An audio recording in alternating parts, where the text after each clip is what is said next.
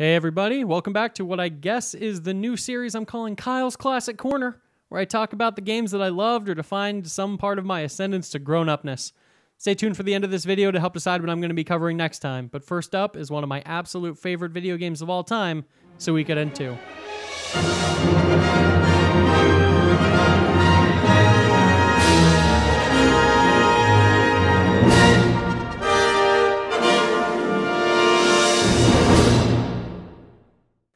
Another classic JRPG that came to the States in 1999, Suikoden II was the follow-up to 1996's, you guessed it, Suikoden, and focuses on a pair of friends and the choices that each of them make that end up shaping the world around them.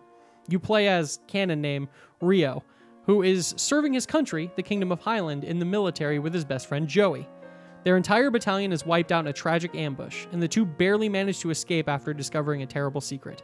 They eventually are rescued by a pair of mercenaries, Suikoden I's Flick and Victor, discover dark secrets about their country, and are branded with the two halves of the Rune of the Beginning, a source of great magical power that promises a tragic future for those who possess it. The story of these two young men is no less than a sweeping war epic, filled with powerful twists and turns and countless amazing characters. Well, I suppose countless isn't the right word, since so much of the Suikoden series revolves around the concept of the 108 Stars of Destiny. A concept taken from the classic Chinese novel Water Margin. The 108 Stars of Destiny are characters that join Ryo's cause as he tries to stand up to the tyranny of the Kingdom of Highland. Each of these varied and interesting characters are recruitable and help out in countless different ways. While a good number of them join you as party members that you can take into battle, many others serve more unique purposes, like allowing you to upgrade your weapons or functioning as your strategist. All of these characters are eventually housed at your castle, a structure you take over a good handful of hours into the game. Serving as your base of operations both for the story and systemically, the castle is a perfect display of your progress throughout the game. As you recruit more characters, either from finishing side quests, meeting bizarre requirements, or playing through the main plot, your castle begins to grow and evolve. Buildings begin to pop up, more people walk through the halls, and you can truly feel every step forward you've taken on your journey.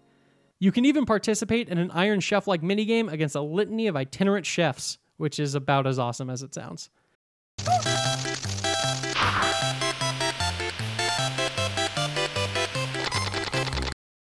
The actual base gameplay of Suikoden II is pretty typical for your average JRPG.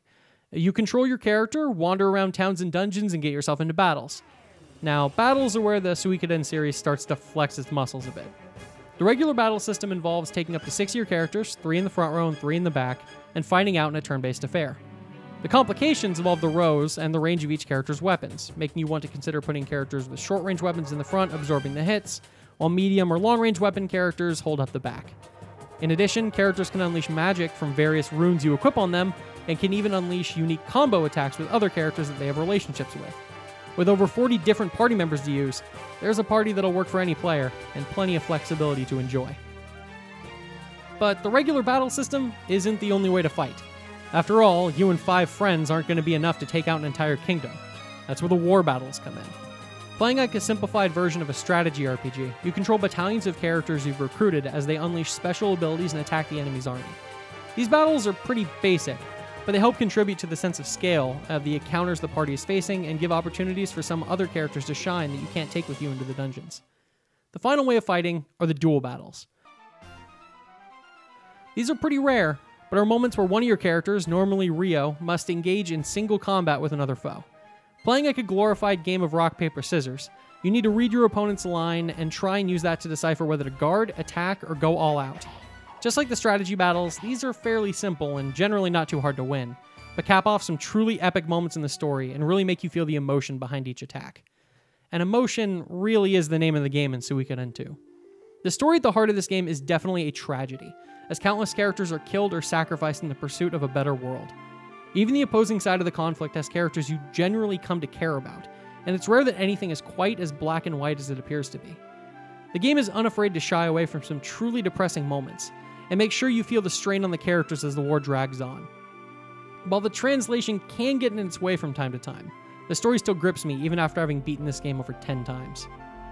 I'd be remiss not to mention, too, that this game has one of the most downright sadistic villains in all of JRPG history.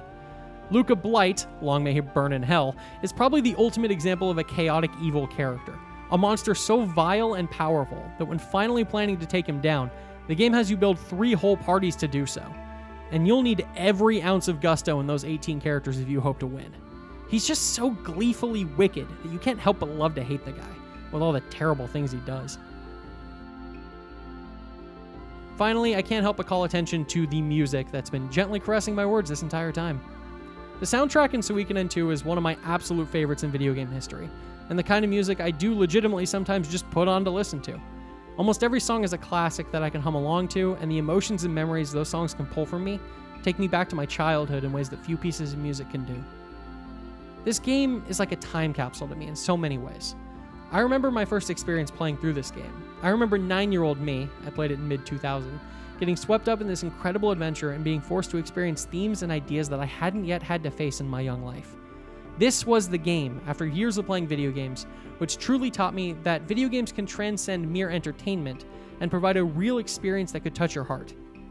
And as corny as that might sound, I'll always love this game for that, and I'll never forget it. Hey all, thanks again for listening to this little trip down memory lane for me. I love this series and have beaten every game that came west, even the DS one we try and forget. Tiercrease?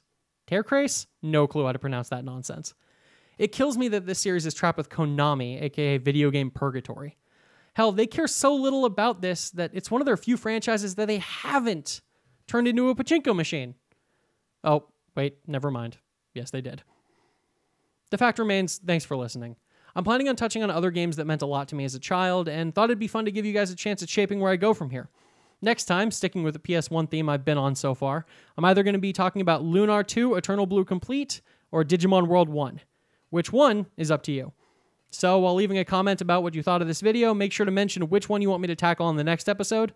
And while doing that, I'm contractually obligated to remind you to like and subscribe, do whatever you do with that bell-looking thing, and tell your friends, because I crave attention. Thanks so much for watching, everybody, and have a great day/night/whatever. I don't want to be presumptuous.